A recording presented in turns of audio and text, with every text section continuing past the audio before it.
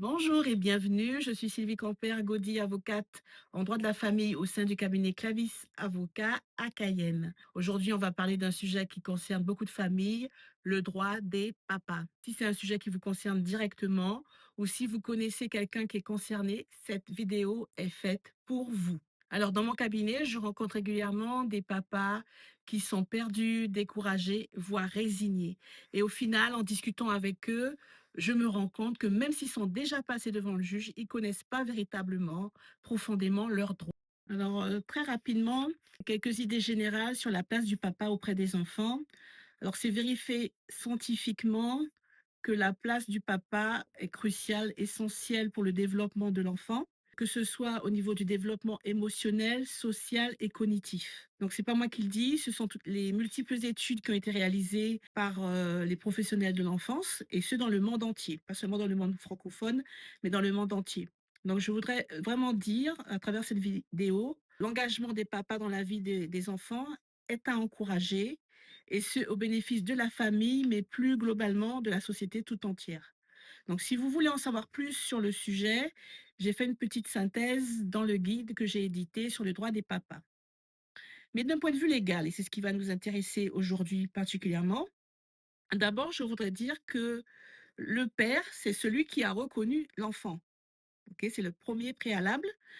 Et une fois que cette reconnaissance est faite, que ce soit avant, après la naissance et bien après encore la naissance, eh bien, il y a des droits et des obligations qui, sont assortis au père.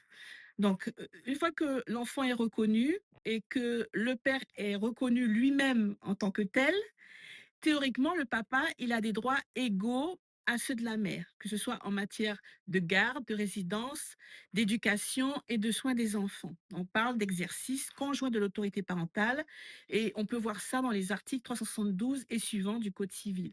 Donc, je voudrais surtout insister sur le fait que la loi ne fait pas de différence entre le père et la mère et que les 2 sont placés exactement au même niveau. Et c'est ainsi que le père a la possibilité, la faculté et même le droit de prendre des décisions dans l'intérêt de ses enfants.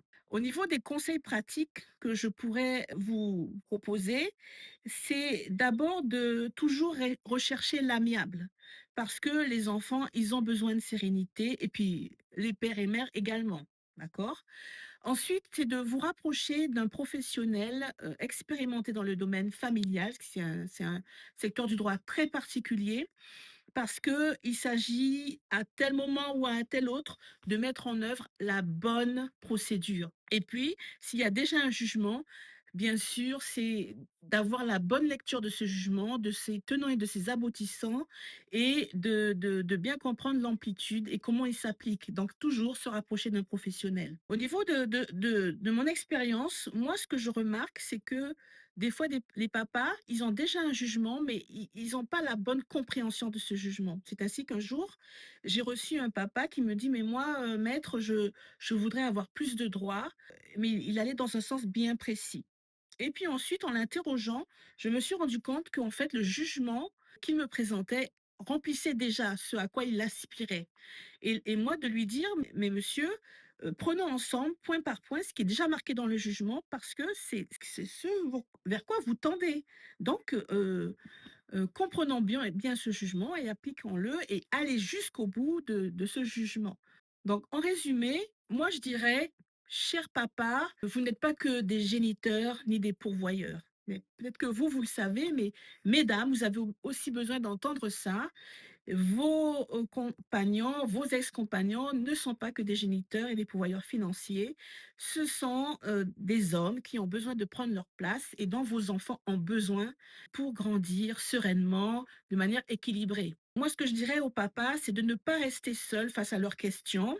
Un accompagnement juridique peut tout à fait vous aider à éviter des conflits et à préserver l'équilibre, serein de votre famille. Et si en plus un avocat formé au mode amiable, vraiment vous pourrez obtenir des solutions même hors procès, des solutions satisfaisantes. À ce stade, moi ce que je peux vous dire, c'est que si vous avez besoin d'un accompagnement personnalisé, N'hésitez pas à prendre rendez-vous avec notre cabinet et pour aller plus loin, dès à présent, moi, ce que je vous offre, c'est la possibilité de télécharger gratuitement notre guide qui s'intitule Cher papa, connaissez vos droits pour mieux les exercer.